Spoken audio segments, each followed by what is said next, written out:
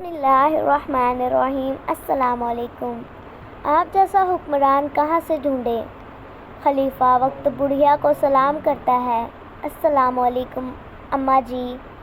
بڑھیا اپنا شکن آلود چہرہ اٹھا کر اجنبی کا جائزہ لیتی ہے۔ وعلیکم السلام بیٹا۔ فاروق رضی اللہ تعالیٰ عنہ کے پاس وقت بہت کم ہوا کرتا تھا۔ اسے لمبی چوڑی تقریروں کی عادت نہیں تھی۔ 2 جملوں میں حال بتاتا تھا اور 2 جملوں سے حال جان بھی لیتا تھا۔ اماں کیسی گزر رہی ہے؟ خطاب کے بیٹے کا پہلا سوال۔ بیٹا عمر کی خلافت میں کیسی گزر سکتی ہے؟ دیکھ لے میرا حال۔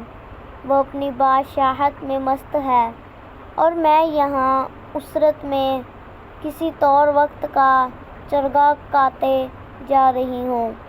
عمر رضی اللہ تعالیٰ عنہ جلالی تھا۔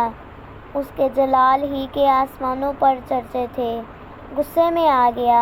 اماں مدینہ سے ہزاروں میل دور اس ویرانے میں کون کس حال میں ہے عمر کیسے جان سکتا ہے؟ کیا تیرا شکوہ بے جا نہیں؟ بڑھیا بھی عمر ہی کی رعایا تھی۔ تڑپ کر بولی کہ بیٹا عمر سے ملاقات ہو تو اسے میری طرف سے ایک پیغام دے دینا کہ جس علاقے کی تو خبر نہیں رکھ سکتا اسے اپنی خلافت میں کیوں شامل کر رہا ہے؟ عمر سکتے میں آ جاتا ہے۔ نیلا آسمان، صحرا میں اڑتی ریت، جگالی کرتے 2 اونٹ اور پاس کھڑا ہم سفر عجیب منظر دیکھتے ہیں۔ عمر مسکرا رہا تھا، مسکراتا ہی چلا جا رہا تھا اور پھر چند ہی لمحوں میں ہچکیوں سے رونے لگتا ہے۔